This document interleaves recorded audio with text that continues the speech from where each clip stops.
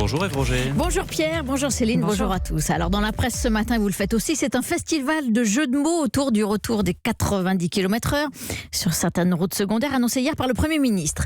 Édouard Philippe flashé à reculons, s'amuse l'AFP.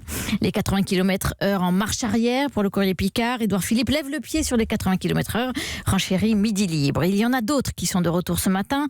Ségolène Royal par exemple, selon Les Échos et Aujourd'hui en France, l'ex-candidate de 2007 pourrait rallier lundi la liste En Marche aux européennes. Belle prise pour les uns, son engagement européen, une figure de l'écologie. Mais le soutien de l'ancienne ministre de François Hollande suppose aussi quelques contreparties, raconte le journal. En clair, un poste dans les instances européennes. Et puis, avec l'échéance du 26 mai, c'est aussi le retour des panneaux électoraux et le casse-tête qui va avec, s'exclame le Petit Bleu d'Agen. Et le problème, c'est les 34 listes. Pour la seule ville d'Agen, il faut 714 panneaux. Mais pour l'instant, il n'y en a que 456 de disponibles. Vive le système D. Le retour aux 90 km/h, donc sur certaines routes secondaires, ne fait pas l'unanimité. Et loin de là, les éditorialistes sont plus que partagés sur le changement de direction d'Édouard Philippe. Moi aussi, je fais des jeux de mots. Le nombre de victimes sur les routes risque d'augmenter, analyse l'éditorialiste de l'Est éclair. Le gouvernement aura beau jeu alors de placer les élus devant leurs responsabilités, écrit-il. Ces derniers devront compter avec le deuil et la douleur des familles. Le souci reste peut-être la sécurité, mais électoral cette fois, raille les DNA dernière nouvelle d'Alsace. Le Premier ministre donne ce petit coup de volant pour éviter un gros écueil dans l'opinion. Même tonalité dans Midi Libre, en passant la main au président des départements. Édouard Philippe fait une pierre de coups. Il donne aux élus locaux le sentiment d'être à leur écoute et il calme la colère des Français. Et l'éditorialiste de s'exclamer « Qu'est-ce que c'est retors ?» Un autre retour, il est bienvenu, c'est celui de l'emploi. Et oui, un taux de chômage au plus bas depuis 10 ans, nous disent les Échos. 8,7% de la population active.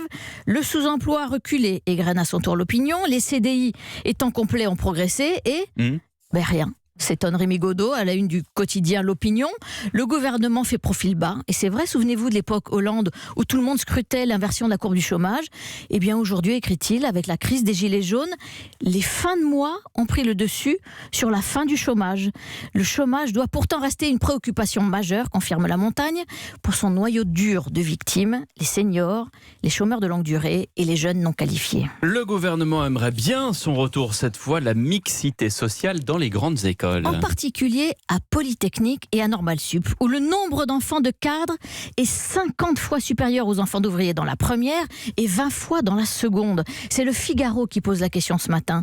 Et si le gouvernement, après la suppression de l'ENA, décidait d'appliquer la discrimination positive dans ces deux piliers de l'excellence française? Alors discrimination positive, ça veut dire simplement pas de concours, alors un concours spécifique pour certains candidats, ceux qui viendraient des quartiers défavorisés, comme c'est déjà le cas à Sciences Po.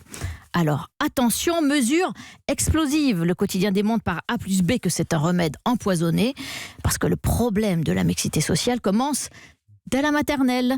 L'ascenseur social ne s'est pas bloqué devant les grandes écoles, écrit Laurence de Charette. Il est en panne depuis les petites classes. Alors des solutions existent. Le dédoublement justement des petites classes dans les quartiers difficiles, comme on le fait déjà. Mais après, il faut continuer à suivre de très près ces enfants pour les hisser eux aussi jusqu'au sommet. Un petit tour dans les airs pour terminer. Alors là, je vous parle d'un engin qu'on n'a jamais vu et qui pourrait voler au-dessus de nos têtes d'ici 5 ans. Tenez-vous bien, c'est le taxi volant électrique et autonome. C'est aujourd'hui en France qui évoque ce projet d'Airbus et de la RATP en Ile-de-France. Alors la photo est impressionnante, un hélicoptère avec 3 énormes hélices, un hélicoptère donc sans le bruit et sans la pollution. Alors le problème, c'est où il se gare pour vous déposer, Pierre, pas à n'importe quel coin de rue. Il y aura seulement une dizaine de points d'atterrissage en Ile-de-France, écrit le journal, aéroport, Versailles, Marne-la-Vallée.